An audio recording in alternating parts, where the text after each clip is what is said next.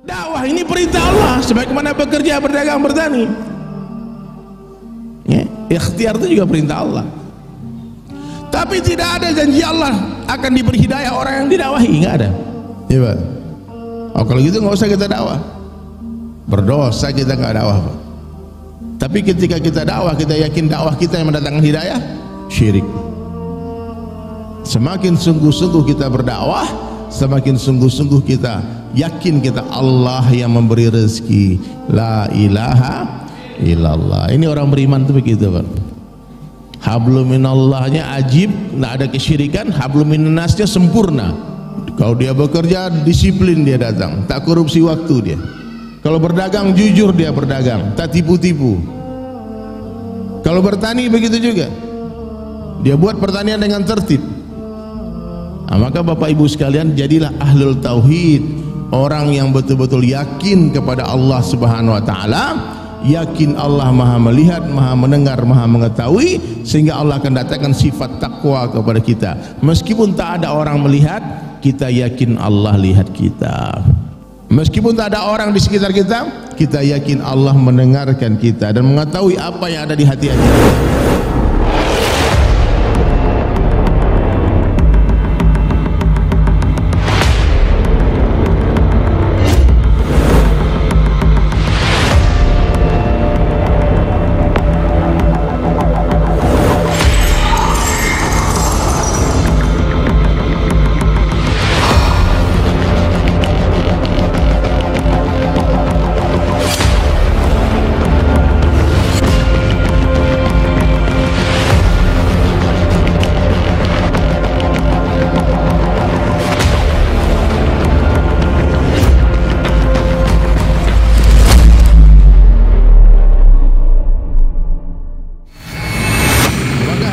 Luruskan lagi keyakinan masing-masing kita yang hari ini merasa tak bahagia. Bapak Ibu nggak bahagia, teman-teman nggak bahagia, itu sebetulnya masalah kita bukan karena kita di kampung, bukan. Itu masalahnya bukan karena miskin, aku nggak ada kerjaan. Itu masalahnya bukan karena kalian tidak punya istri, tidak. Itu masalah kita tidak bahagia karena hubungan kita dengan Allah rusak, ya, karena kita tidak taat kepada Allah dan Rasulnya. Bagaimana supaya bahagia? Mudah saja, perbaiki iman, perbaiki amal, pasti bahagia. Tidak bukan ini belit Pak. Aku cari dulu uang banyak-banyak, kemudian aku beli rumah, beli mobil, aku kaya, aku bahagia. Padahal nggak ada jaminan bekerja itu datangkan uang Pak, betul nggak? Banyak orang berdagang siang dan malam, bukan uang dia dapat, utang dia dapat Pak. Bukan dia bahagia, masuk penjara malah. Kalau aku bertani ini, aku dapat hasil panen yang banyak, kemudian aku jual, kemudian aku punya uang banyak, aku beli rumah, beli mobil, aku pergi jalan-jalan keliling dunia, aku bahagia. Belum tentu Pak. Tidak ada janji Allah, hai petani, bertanilah kamu, kemudian aku beri kamu hasil pertanian. Enggak ada. Rezeki itu mutlak Allah yang atur. Bekerja saja silakan. Petani silakan ke sawah, pedagang silakan ke pasar, tapi yakin yang memberi rezeki bukan pasar, yang memberi rezeki bukan pertanianmu, yang memberi kamu rezeki bukan kantormu, yang memberi rezeki adalah Allah Subhanahu wa taala. Oh, kalau begitu kita nggak usah kerja aja, kan Allah yang kasih rezeki. La natrukal asbab walakin natrukal yaqin alal asbab. Bukan meninggalkan asbab, tapi meninggalkan keyakinan kepada asbab. Paham Pak? Bukan meninggalkan perdagangan, bukan meninggalkan pekerjaan, pertanian, bukan. Semakin sungguh-sungguh kita berdagang, semakin yakin kita Allah yang memberi rezeki. Itu yang betul Pak. Meninggalkan asbab itu haram, yakin kepada asbab itu syirik. Ini catat nih, kalian dengarkan nanti, catat yang benar-benar, yang poin-poinnya kalian catat. Ini santri-santri di depan nih. Meninggalkan asbab apa? Haram, yakin kepada asbab syirik. Paham nggak Pak nih? Jangan nanti salah pengajian, pulang-pulang nggak mau kerja lagi. Kata Bang Dery, Allah yang kasih rezeki, ngapain kita kerja? Nggak begitu. Allah yang ngasih hidayah, ngapain kita dakwah? Dakwah ini perintah Allah, sebagaimana bekerja, berdagang, bertani. Ya, ikhtiar itu juga perintah Allah. Tapi tidak ada janji Allah akan diberi hidayah orang yang didakwahi, enggak ada. Iya Pak. Oh, kalau gitu nggak usah kita dakwah. Berdosa kita nggak dakwah Pak. Tapi ketika kita dakwah, kita yakin dakwah kita yang mendatangkan hidayah, syirik. Semakin sungguh-sungguh kita berdakwah, semakin sungguh-sungguh kita yakin kita Allah yang memberi rezeki. La ilaha illallah. Ini orang beriman tuh begitu Pak. Hablum minallahnya ajib, nggak ada kesyirikan. Hablum minnasnya sempurna.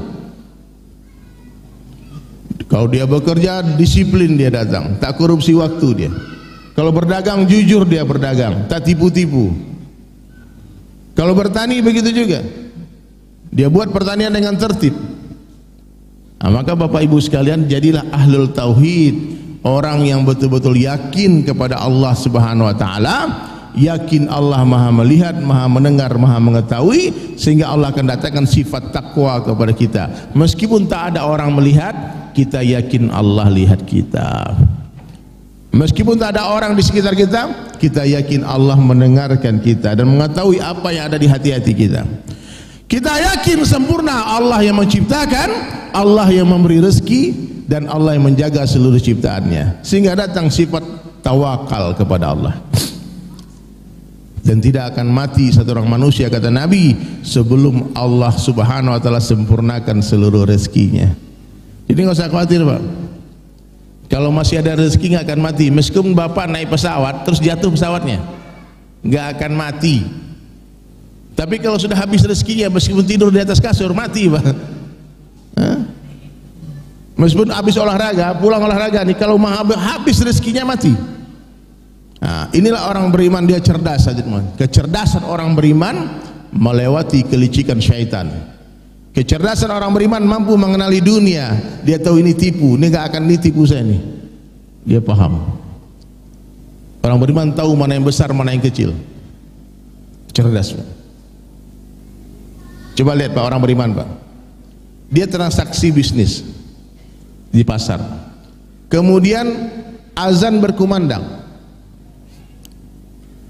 Kira-kira orang beriman lanjutkan bisnis transaksinya apa ke masjid Pak? Karena dia cerdas. Tapi ini untung 1 miliar nih. Kalau saya lanjutkan 15 menit lagi nih, 15 menit lagi saya untung 1 miliar. Kalau aku ke masjid sekarang, hilang nih uang 1 miliar.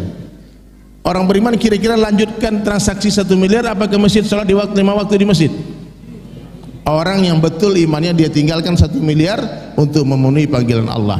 Karena orang beriman tahu makna arti Allahu Akbar, Allahu Akbar, Allahu Akbar, Allahu Akbar. Azan itu 4 kali diulang-ulang Pak. Allahu Akbar ya, supaya kita dengar, masuk ke hati kita. Apa arti Allahu Akbar? Mana lebih besar Allah dari uang 1 miliar?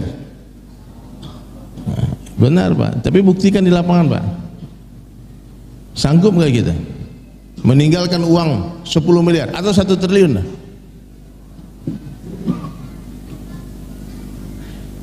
Nah ini kalau kita masih memilih dunia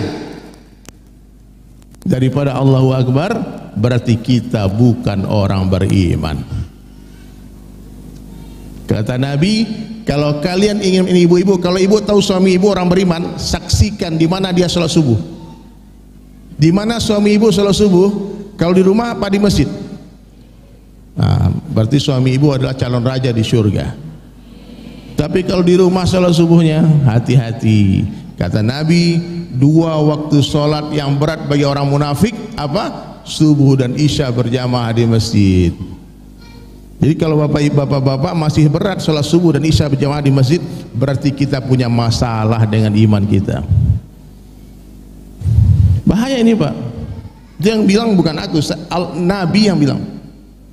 Jadi kalau kalian melihat orang mondar-mandir ke masjid, zuhur dia ke masjid, asar dia ke masjid, maghrib dia ke masjid, isya dia ke masjid, apalagi subuh dia ke masjid, bahkan belum azan sudah duduk di masjid, itulah sang pencinta sejati. Karena sebetulnya azan diteriakan Azan diteriakkan pakai speaker untuk apa? Memanggil orang-orang lalai, untuk memanggil para pencinta dunia. Wahai kau pencinta dunia, sudah waktunya di masjid, kau masih di pasar, berangkat ke masjid. Itu maksudnya, Pak. Karena orang beriman tak perlu dipanggil, belum azan udah duduk di masjid. Kira-kira kita ini di mana iman kita, Pak? Hah? Jadi hadirin sekalian, orang yang mengenal Allah, dia pasti akan mencintai Allah.